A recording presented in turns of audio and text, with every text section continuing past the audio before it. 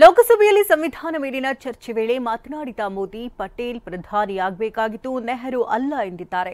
ದಕ್ಷಿಣ Korea ಅಧ್ಯಕ್ಷರ ಪದಚ್ಯುತಿಯಾಗುವಂತಹ ಲಕ್ಷಣಗಳು ಕಾಣಿಸ್ತಾ ಇದೆ. ಈ ಸುದ್ದಿಯನ್ನು ನೋಡೋಣ ದೇಶ ವಿದೇಶ ನ್ಯೂಸ್ ಟಾಪ್ 9 ನಲ್ಲಿ. ಲೋಕಸಭೆಯಲ್ಲಿ ಸಂವಿಧಾನ ಕುರಿತ ವಿಶೇಷ ಚರ್ಚೆಯಲ್ಲಿ ಪ್ರಧಾನಿ ನರೇಂದ್ರ ಮೋದಿ ವಿಪಕ್ಷಗಳ ಟೀಕೆಗಳಿಗೆ ತಿರುಗೇಟನ್ನ ನೀಡಿದ್ದಾರೆ. ಈ ವೇಳೆ ಸ್ವಾತಂತ್ರ್ಯ ನಂತರ ಬಹುತೇಕ ಕಾಂಗ್ರೆಸ್ ಸದಸ್ಯರು ಹಾಗೂ ರಾಜ್ಯಗಳ ಘಟಕಗಳು ಪ್ರಧಾನಿ ಪಟ್ಟಕ್ಕೆ ಸರ್ದಾರ್ ವಲ್ಲಭಾಯ್ ಪಟೇಲ್ಗೆ ಬೆಂಬಲವನ್ನ ಸೂಚಿಸಿದ್ವು. ಆದರೆ ಷಡ್ಯಂತ್ರದಿಂದ ಪಟೇಲ್ಗೆ ಪ್ರಧಾನಿ ಪಟ್ಟ ತಪ್ಪಿಸಲಾಯಿತು ಅಂತ ಪರೋಕ್ಷವಾಗಿ ನೆಹರು ಮೇಲೆ ಆರೋಪಿಸಿದ್ದಾರೆ. ಸಂಸತ್ತಿನಲ್ಲಿ ಪ್ರಧಾನಿ ನರೇಂದ್ರ ಮೋದಿ ಸಂವಿಧಾನ ಕುರಿತು ನಡೆದ ವಿಶೇಷ ಚರ್ಚೆಯಲ್ಲಿ ಮಾಡಿದ ಭಾಷಣಕ್ಕೆ ಸಮಾಜವಾದಿ ಪಕ್ಷದ ನಾಯಕ ಅಖಿಲೇಶ್ ಯಾದವ್ ಕುಹಕ ಮಾಡಿದ್ದಾರೆ. ಪ್ರಧಾನಿ ಮೋದಿಯೊಬ್ಬ ಸುಳ್ಳುಗಾರ, ಅವರು ಭಾಷಣದ ತುಂಬ ಕೇವಲ ಟೊಳ್ಳು ಭರವಸೆಗಳೇ ತುಂಬಿದ್ದವು, ಅವರೊಬ್ಬ ಜುಮ್ಲಾಬಾಜ್ ನಾಯಕ ಅಂತ ಲೇವಡಿ ಮಾಡಿದ್ದಾರೆ. ಶಿವಸೇನಾ ಉದ್ಧವ್ ಠಾಕ್ರೆ ಬಣದ ನಾಯಕ ಆದಿತ್ಯ ಠಾಕ್ರೆ ಬಿಜೆಪಿ ವಿರುದ್ಧ ಮತ್ತೆ ಗುಡುಗಿದ್ದಾರೆ. ಮಾತೆತ್ತಿದ್ರೆ ಬಿಜೆಪಿ ಹಿಂದೂ ದೇವಸ್ಥಾನಗಳು ಸೇಫ್ ಆಗಿಲ್ಲ ಅಂತಿದ್ದಾರೆ. ಆದ್ರೆ ಬಿಜೆಪಿ ಆಡಳಿತದಲ್ಲಿರುವ ರಾಜ್ಯಗಳಲ್ಲಿಯೇ ಹಿಂದೂಗಳು ಮತ್ತು ಹಿಂದೂ ದೇವಸ್ಥಾನಗಳು ಆತಂಕದಲ್ಲಿವೆ. ಹೀಗಾಗಿ ಬಿಜೆಪಿ ಆಡಳಿತದ ರಾಜ್ಯಗಳಲ್ಲಿ ಹಿಂದೂಗಳಾಗ್ಲಿ ದೇವಸ್ಥಾನಗಳಾಗ್ಲಿ ಸೇಫ್ ಆಗಿಲ್ಲ ಅಂತ ಕಿಡಿಕಾರಿದ್ದಾರೆ. 18 ವರ್ಷಗಳಿಂದ ಕನ್ನಡಿಗರ ಮನೆ ಮಾತಾಗಿರುವ TV9 ನಿಮ್ಮೆಲ್ಲರ ಸಹಕಾರ ಬೆಂಬಲದಿಂದ ಮತ್ತೊಂದು ಮೈಲಿಗಲ್ಲು ಸಾಧಿಸಿದೆ. ಕರ್ನಾಟಕದ ನಂಬರ್ 1 ನ್ಯೂಸ್ ಚಾನೆಲ್ TV9 ಕನ್ನಡಕ್ಕೆ 10 ನ್ಯಾಷನಲ್ ಟೆಲಿವಿಷನ್ ಅವಾರ್ಡ್ ದೊರೆತಿದೆ. ದೆಹಲಿಯ ಖಾಸಗಿ ಹೋಟೆಲ್ನಲ್ಲಿ ನಡೆದ ಕಾರ್ಯಕ್ರಮದಲ್ಲಿ ಪ್ರಶಸ್ತಿ ವಿತರಿಸಲಾಯಿತು. 18 ವರ್ಷಗಳಿಂದ ನಂಬರ್ 1 ಸ್ಥಾನದಲ್ಲಿ ಮುನ್ನುಗ್ಗುತ್ತಿರೋ TV9ಗೆ 10 ವಿಭಾಗಗಳಲ್ಲಿ ನ್ಯಾಷನಲ್ ಟೆಲಿವಿಷನ್ ಅವಾರ್ಡ್ ಒಲಿದು ಬಂದಿದೆ. ಅತ್ಯುತ್ತಮ ನಿರೂಪಕ ವಿಭಾಗದಲ್ಲಿ ಹಿರಿಯ ನಿರೂಪಕರಾದ ರಂಗನಾಥ್ ಭಾರದ್ವಾಜ್ಗೆ ನ್ಯಾಷನಲ್ ಟೆಲಿವಿಷನ್ ಅವಾರ್ಡ್ ಒಲಿದಿದೆ. ಬೆಳಿಗ್ಗೆ 9 ಗಂಟೆಯ ಬಿಗ್ ಶೋ ನಡೆಸಿಕೊಡುವ ಇವರಿಗೆ ಈ ಪ್ರಶಸ್ತಿ ಒಲಿದಿದೆ.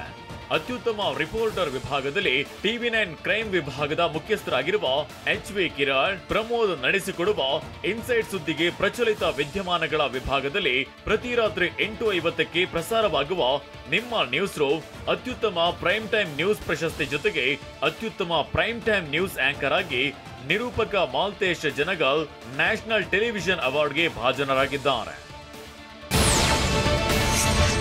ಇದೇ ವೇಳೆ TV9 ನೆಟ್ವರ್ಕ್ನ ಸಹೋದರ ಸಂಸ್ಥೆಗಳಾದ ತೆಲುಗು ಚಾನೆಲ್ಗೆ 21, TV9 ಭಾರತ್ ವರ್ಷಗೆ 5, ನ್ಯೂಸ್ 9ಗೆ 7, TV9 ಗುಜರಾತ್ಗೆ 10, TV9 ಮರಾಠಿ 6, TV9 ಬಾಂಗ್ಲಾ 12 ಪ್ರಶಸ್ತಿ ಗಿಟ್ಟಿಸಿಕೊಂಡಿದೆ. ಹೀಗೆ TV9 ನೆಟ್ವರ್ಕ್ಗೆ ಒಟ್ಟು 71 ಅವಾರ್ಡ್ಗಳು ಸಿಕ್ಕಿವೆ.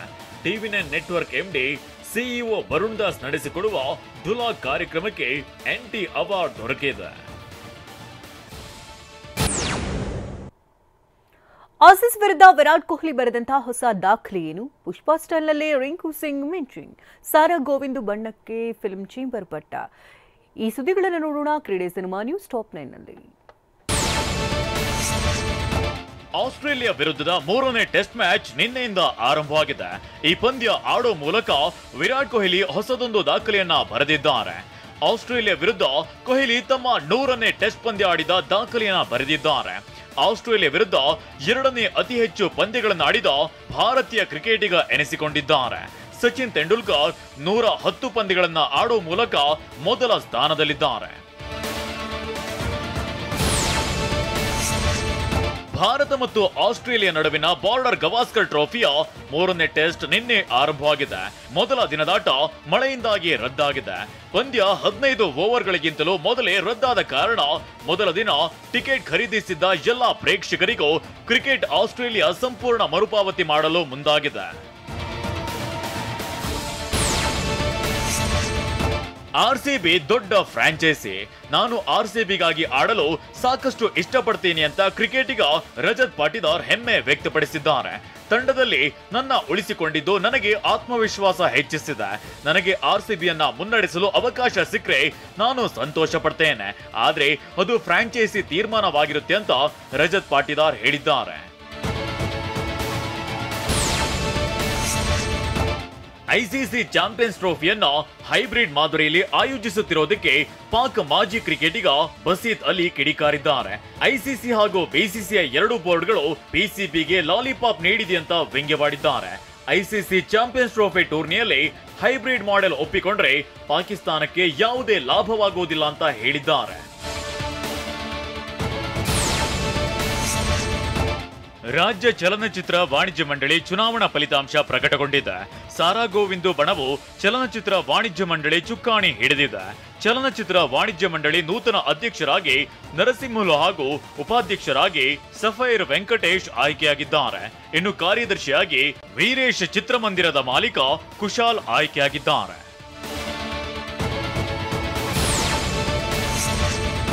ಚಲನಚಿತ್ರ ವಾಣಿಜ್ಯ ಮಂಡಳಿಯ ನಿರ್ಮಾಪಕ ವಲಯದಿಂದ ಕಾರ್ಯದರ್ಶಿಯಾಗಿ ಪ್ರವೀಣ್ ಕುಮಾರ್ ಆಯ್ಕೆಯಾಗಿದ್ದಾರೆ. ವಿತರಕ ವಲಯದಿಂದ ಉಪಾಧ್ಯಕ್ಷರಾಗಿ ಎಚ್.ಸಿ. ಶ್ರೀನಿವಾಸ್, ವಿತರಕ ವಲಯದಿಂದ ಗೌರವ ಕಾರ್ಯದರ್ಶಿಯಾಗಿ ಕೆಸಿಎನ್ ಕುಮಾರ್, ಪ್ರದರ್ಶಕ ವಲಯದಿಂದ ಉಪಾಧ್ಯಕ್ಷರಾಗಿ ರಂಗಪ್ಪ ಹಾಗೂ ಪ್ರದರ್ಶಕ ವಲಯದಿಂದ ಕಾರ್ಯದರ್ಶಿಯಾಗಿ ಕುಶಾಲ್ ಎಲ್ ಆಯ್ಕೆಯಾಗಿದ್ದಾರೆ. ಇನ್ನು ಚಲನಚಿತ್ರ ವಾಣಿಜ್ಯ ಮಂಡಳಿ ಖಜಾಂಚಿಯಾಗಿ ಚಿಂಗಾರಿ ಮಹದೇವ್ ಆಯ್ಕೆಯಾಗಿದ್ದಾರೆ.